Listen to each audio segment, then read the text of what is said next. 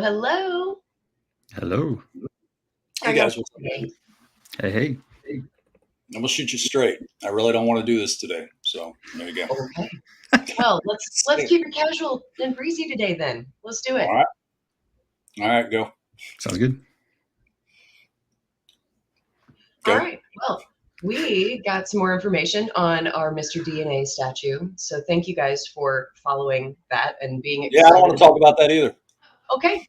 Well, what would you like to talk about? What do you Yeah, got? you can talk about Mr. DNA. Go ahead.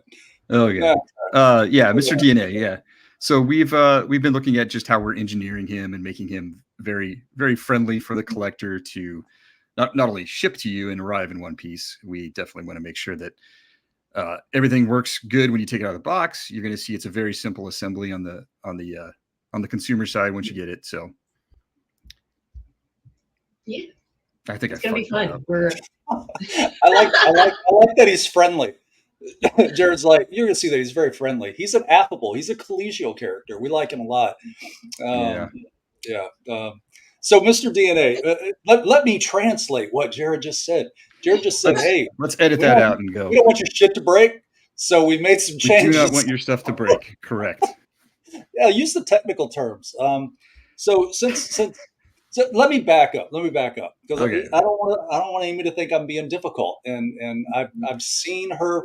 I've seen her face. I've seen Amy's perfect face so many times. I know when I've drawn her ire, and I don't want to start a Friday like that. So Oh. no. Anyway, I so we were talking before we started this video. I was going off about how. Um, I don't always like doing these videos. You guys have heard me say that before, and people think I'm kidding. It's not that I don't like talking about our stuff.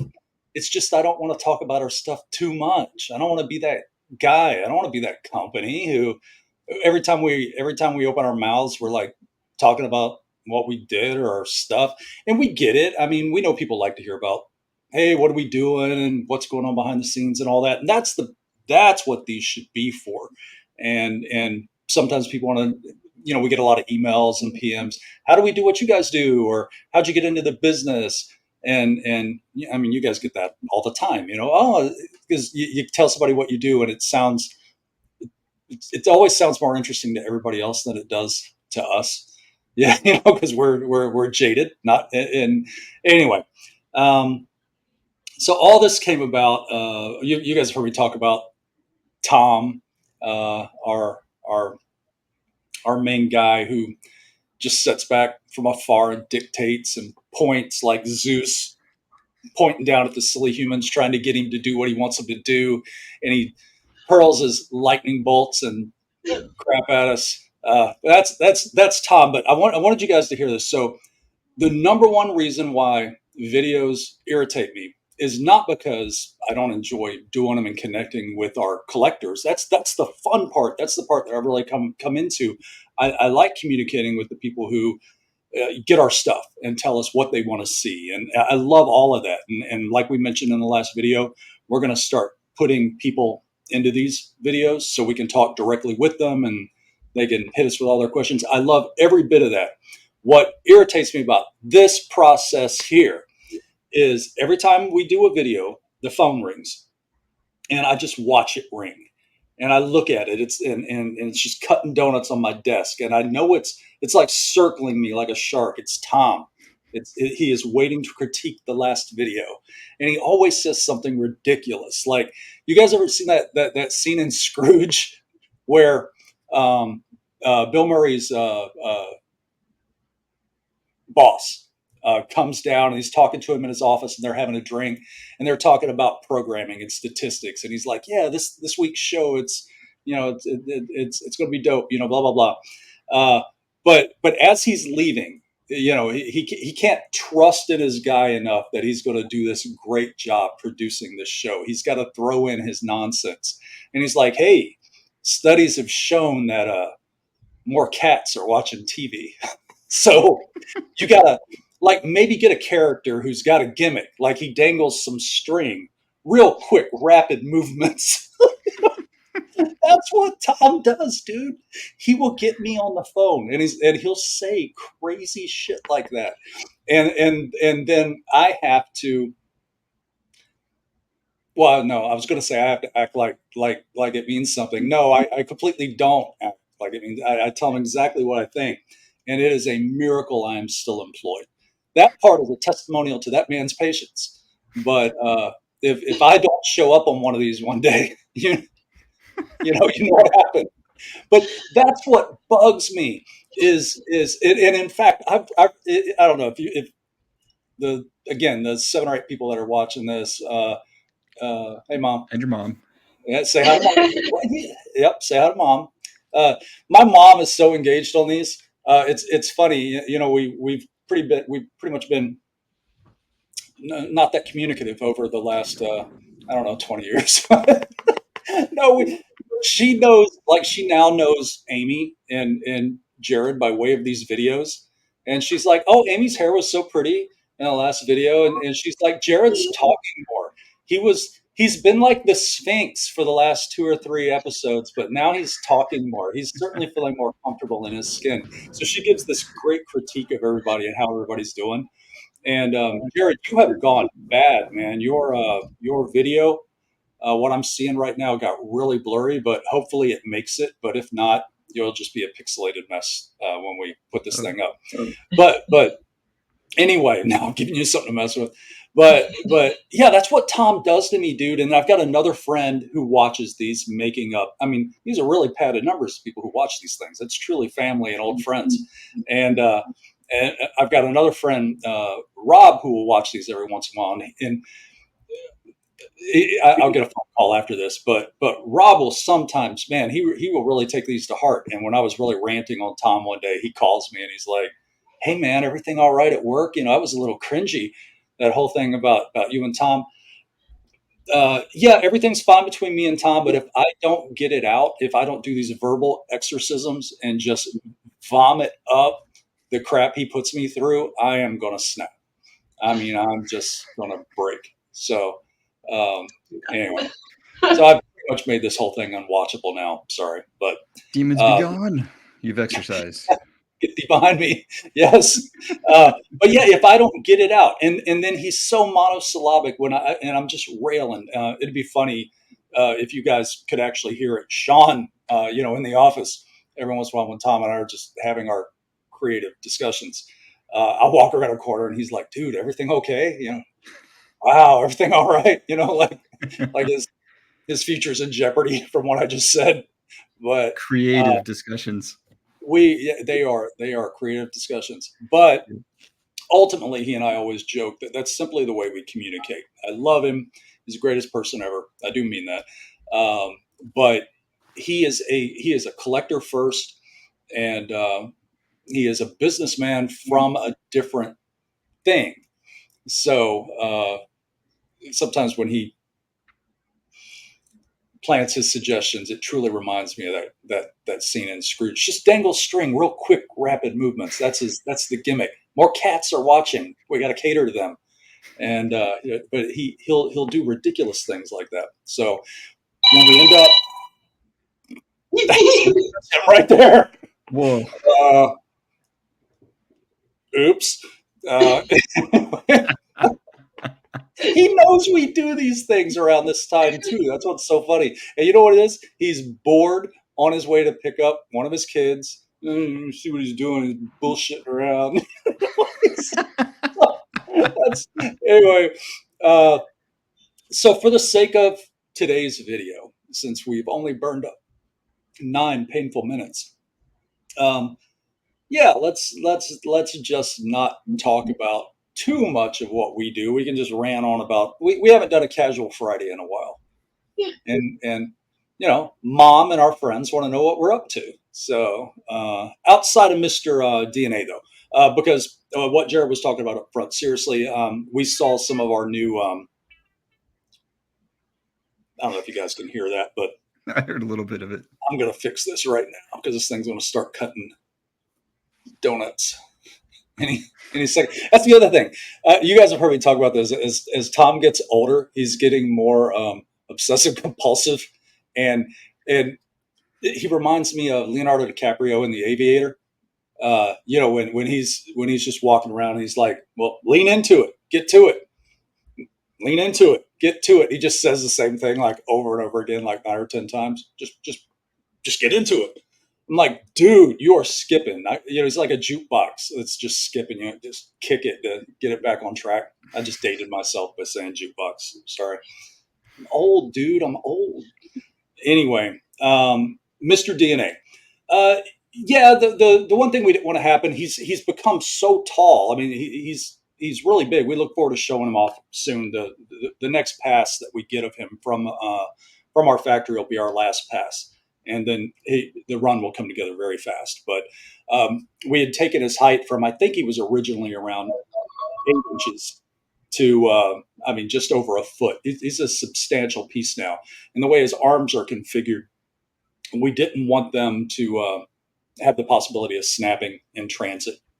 If you've got some stuff from us, you already know we kind of overdo the packaging. Everything's like it's going to war. But with just the way the little balls, the little spheres go to his little molecules go together, it was necessary to make them removable. So just to make him a little more stable. Same thing on the head with the way his face is floating on the clear acrylic. We wanted that to, make it in one piece. And then we had originally talked about just keying the acrylic head and then having, maybe we put some 3M, on the bottom and you seat it in a key and all these other things. And we just thought that'd be a little too laborious for the collector. So ultimately we figured out a way to key the whole thing and make it magnetic and just drop into place. So, as I've said before, that was one of those things we all liked it when we started talking about it. We were like, okay, cool. It was just another SKU, but as we'd talk about it, we were excited, and then it became something that we're really excited about. I mean, it's flirting with becoming one of my favorite pieces, and we just worked so hard on it because as we found when we were designing him, when you start stacking balls and trying to make it look a certain way, like you're trying to make a living animation cell, your mind goes to the old class projects, like the molecule models and that sort of thing made of styrofoam when you were a kid.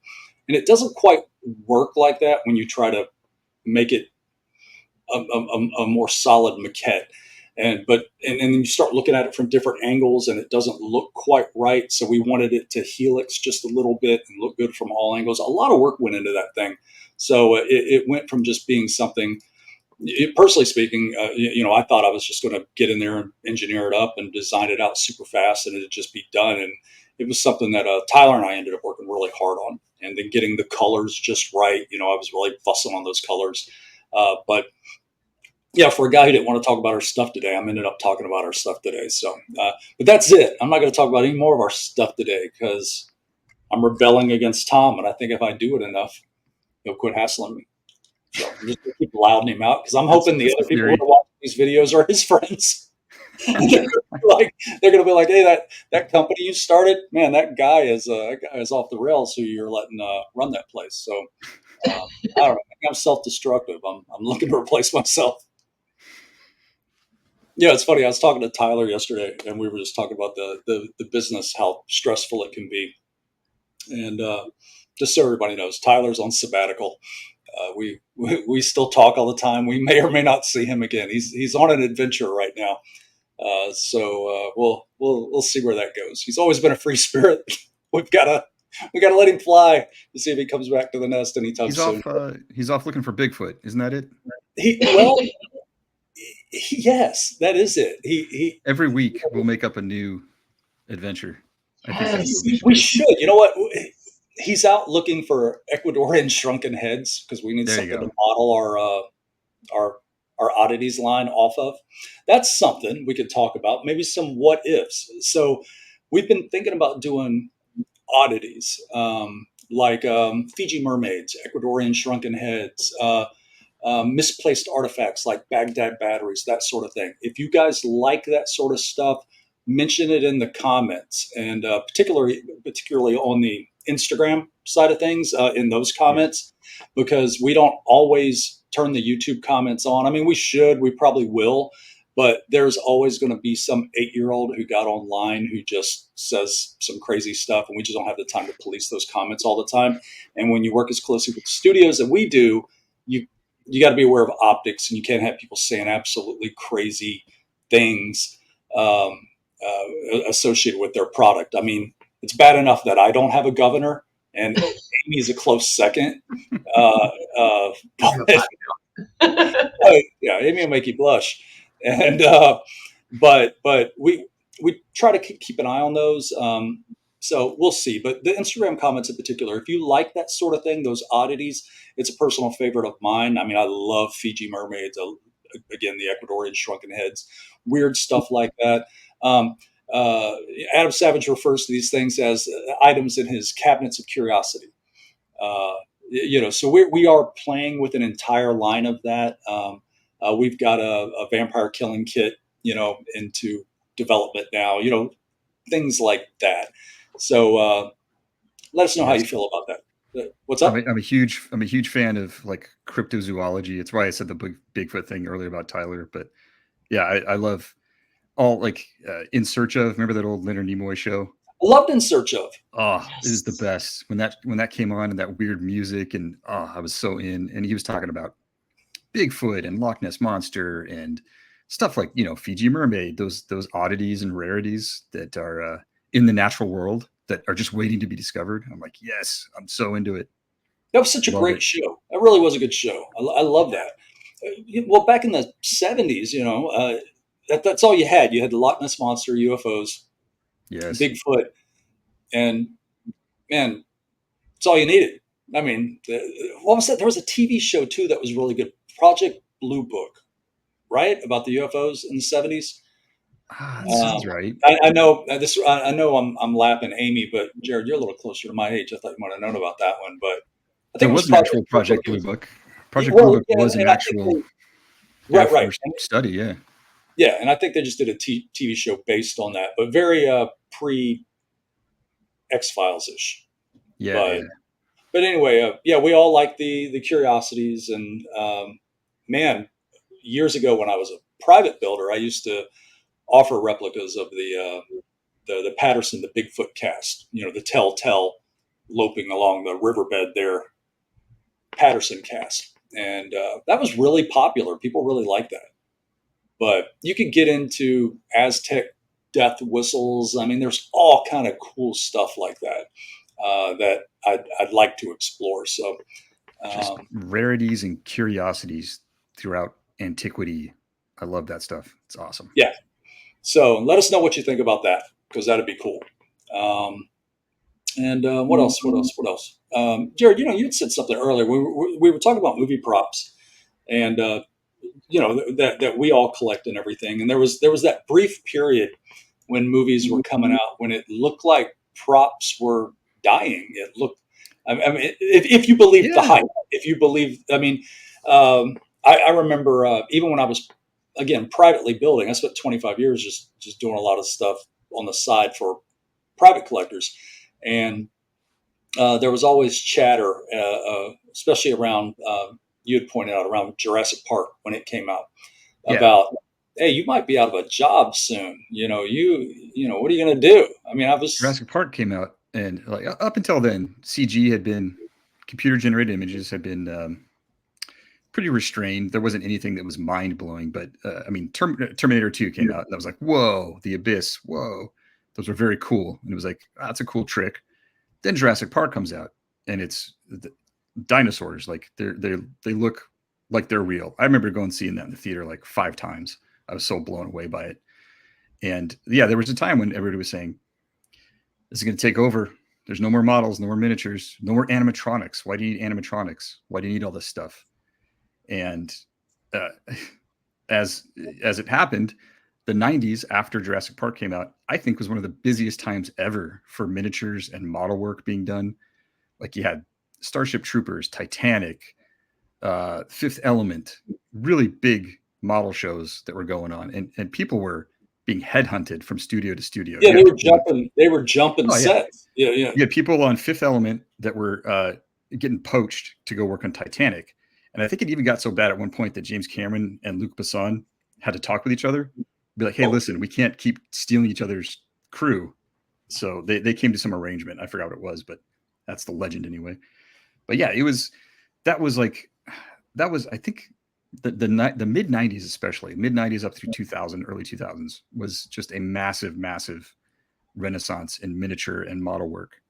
And it relates to what we do, because I think of miniatures and models every bit as much as like props are important to cinema history. It's not just what the actors hold, but things like, I mean, the Millennium Falcon, a model; the Enterprise, a model. All those things live as a practical item, and they are as important to as cinema history as props are. So that, yeah, I've always marveled that people were like, man, CG took over and that was it. And I'm like, no, models were never busier than they were like in the mid to late 90s. It was a good time to be a model maker. I think you had a lot of projects to choose from, and work was plenty. So yeah, that was Right. just kind of my observation of the times. No, it was a good strong one too, because it was as though the bell had tolled, Yeah, if you were believing the hype, and a lot of those movies you mentioned, T2, such a strong example of what you could do with effects at the time. yeah, Jurassic Park, of course, a juggernaut, but how quickly everyone became experts on all things CGI, and yeah, critical of the films that would follow. That's when we learned about what the budgeted, or the no name light beer CGI end of things could be. It was easy to get critical of some films just because it was CG. It wasn't a dog whistle for, hey, this is going to be perfect. yeah. There were some bad ones, and I'm going through my mind. I want to name a couple of them, but I'm like, are we working with that studio? Are we working? Is Yeah. that one of our studios? It was I it was want a to throw, wild time though. I want to 'Cause, throw some rocks right now, but I'm like, that might be one of our studios. I better not say anything. it was a wild time. I think a lot of directors and filmmakers wanted to try a lot of stuff because of Jurassic Park, Right. and other films around that time. And they realized that I don't think they could do all the things that they wanted to, like computer generated images. Just, even though Jurassic Park showed some amazing work, Mm, those guys put in a ton of work to get to there. So, uh, you know, a lot of filmmakers thought, oh, it's just a push the button, you can make all this stuff happen, and definitely not the case. So I think that's where model work came in and helped buffer the creative vision of a lot of filmmakers at the time. I remember working on one job where uh, we had done a miniature car. It had to fly through the clouds, and the clouds were going to be CG. That was the plan. Let's do CG clouds. We don't need to do real clouds. And the CG supervisor on the job is like, I don't think we can do that. Like, it hadn't evolved enough to do CG clouds. Now it's no problem, but this is like mid 90s. And he's like, so what I did is I bid the job way too high because I don't want to do CG clouds. It's too hard. So I said it's going to cost 3 times what it is. And of course they said, oh, that's too much. So the model shop, we made big fake fluffy clouds out of chicken wire and cotton and cushioning and batting and everything, and lit them like they were under the moonlight. And it's like, it looked really good. And there's an example of where CG was not all that it was promised, but it led to model makers getting more and more work. And I think yeah. that's a lot of what happened in the mid to late 90s. Yeah. And now, most there's a nice balance. There's a harmonious balance of practical effects, and Yeah. yeah. Um, so yeah, I thought that was interesting when you brought it up. It's a good, strong, fair point. And it's good for us because we now. So that's the other thing. A lot of people will sometimes ask, are you doing anything from any current films? It's an interesting question. If something jumps out and it's strong enough, of course we will. In instant classic, that kind of way. But just to make something because it's from a new production and it's supposed to be hot, we weren't jumping to do anything from Barbie. Not that there's anything wrong with Barbie. It's just there was nothing there for us to do. Mattel, yeah, it just made sense. We stayed away from that one, and we kind of sell smiles for a living, and nostalgia. So we kind of gravitate towards those things that made us feel good as kids. But I'm not opposed to doing anything new. It's just nothing's really grabbed me. Like if we were doing this when Starship Troopers came out, I'd be all over that.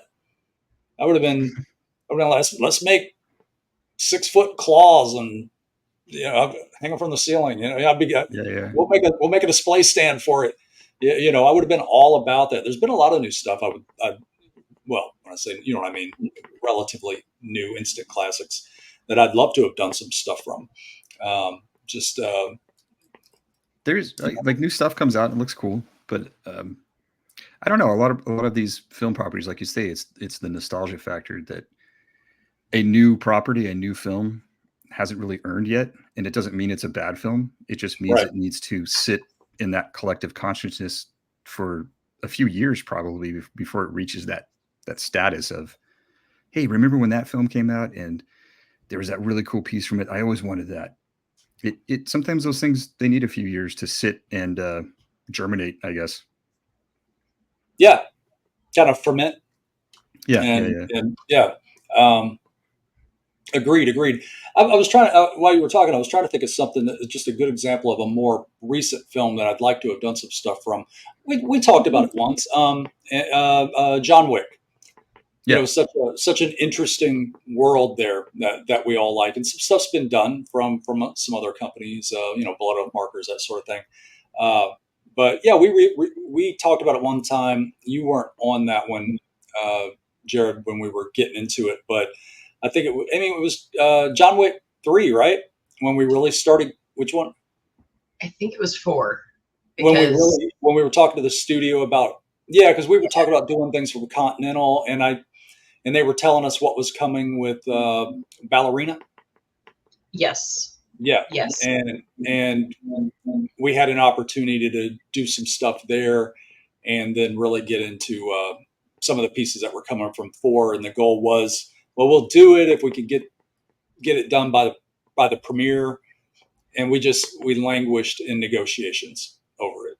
And Jared, so we ultimately took the pass on it because I think it was Tom, who's really good at ferreting out this sort of thing. If I come up with something that I think is a good idea, he will do everything he can to tell me why it's a bad one.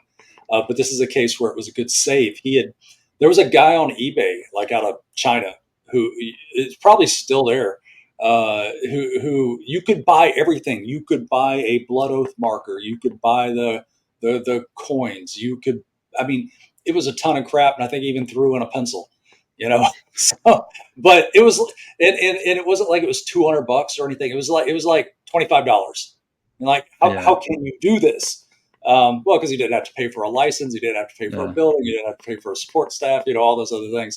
But when the market is being satisfied that hard, where can we go?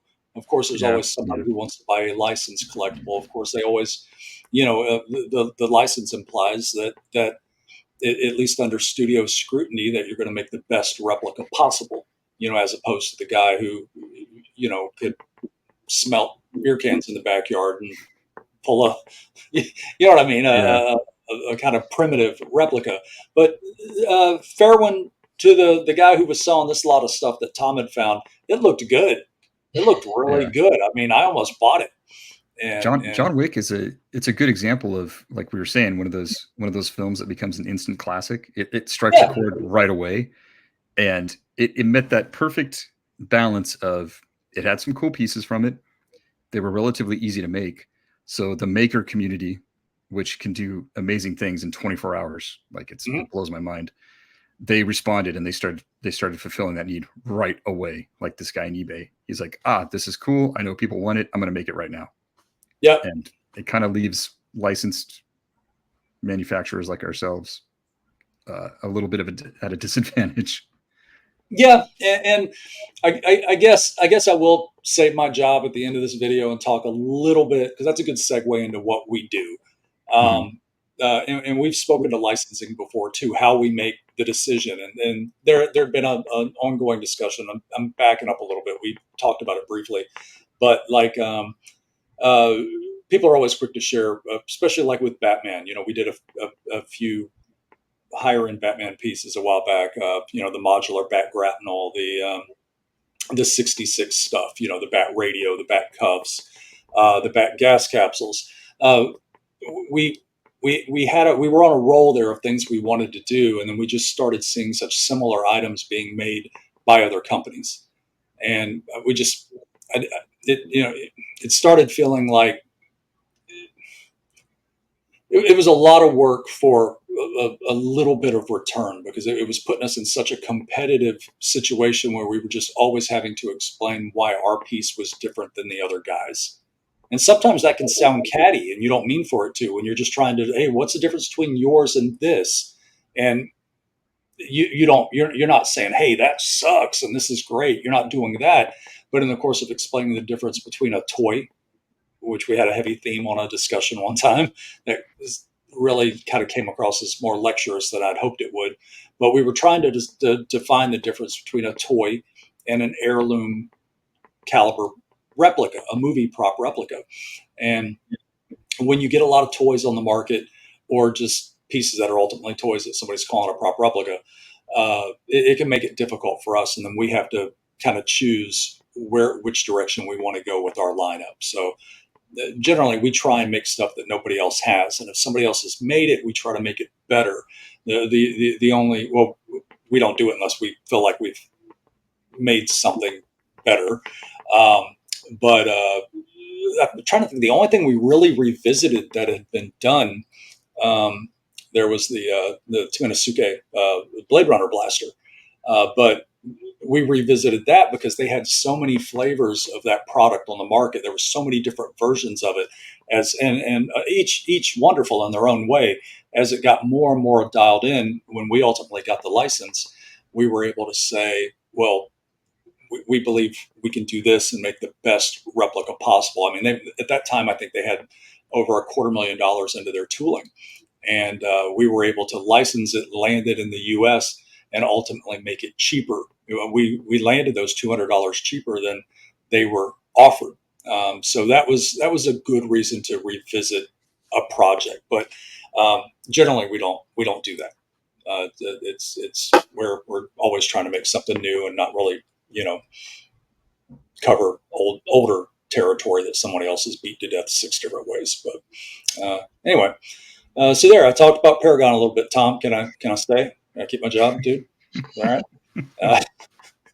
Anyways, anybody got anything else? I was just trying to keep it light today. I thought it was fun just to gab a little bit. I didn't really want to talk about work too much when we came into this, because I'm fried, man. It's been a busy week. It's been a really busy week.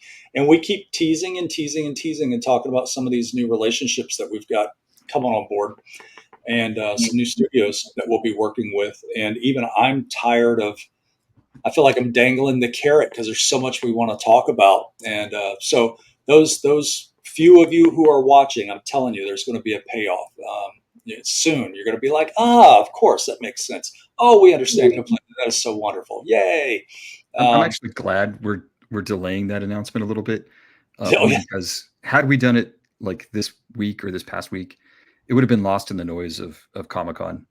There's so many new announcements going on in our industry, in the culture of collectibles and everything, that it's not a great time to make new announcements. It's better to wait. Fair enough. So, and we got to, that's, I got a few questions. I'm sure you guys get them too. I mean, of course, our friends are always like, "Hey, you guys are going to Comic-Con? Hey, it's like the Grand Poobah convention. Anybody who does what we do, wants to go to Comic-Con. The one thing for us, Paragon's still a relatively new company for everybody. Everybody, the few who are watching, we're a few years old now. The deal with Comic-Con is we're an East Coast based company. And it is so expensive to do that show, and I would spend the money if I thought it was worth it. But it's become I always look at it like a media event. That's really what it is now. If you want to go, and a ton of people who go to that are going just to see the panels, and that's great. But it doesn't leave space for a company like us who truly likes connecting with their audience. I mean, we've said it time and time again. We're out to build our tribe of collectors one by one, and we love doing shows for that reason. We get to actually connect and talk to and hear what everybody wants, and people are brutally honest. Hey, I like this, but I wish you had done that, or maybe you should think about making this. It's a great many things come from our people. And being able to talk to them and not be blown out at a show like that.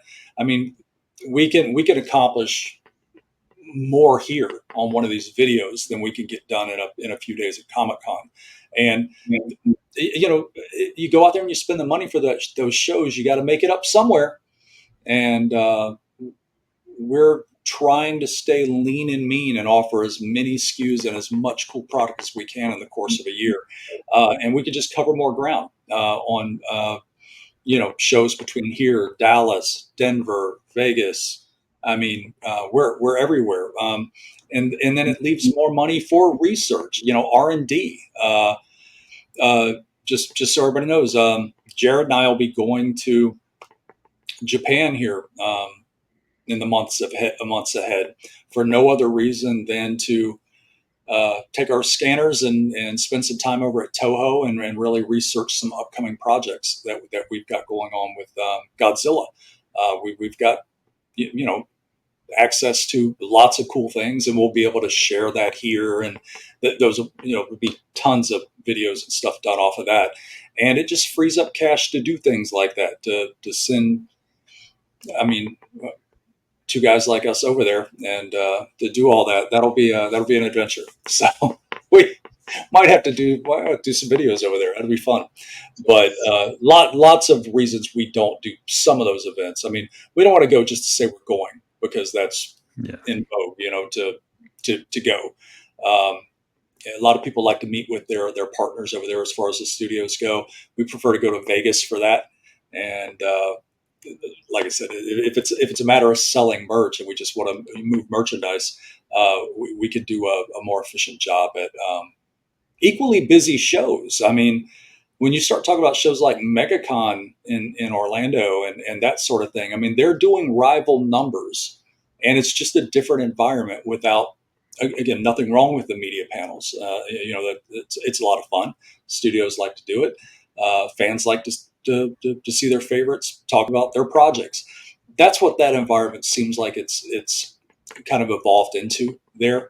But there's still a ton of shows out there where, people want to go and look for collectibles, and they want to get signatures from their favorite actors and actresses, and we get a little less noise. We can connect a little stronger with those shows. So yeah, we dig those.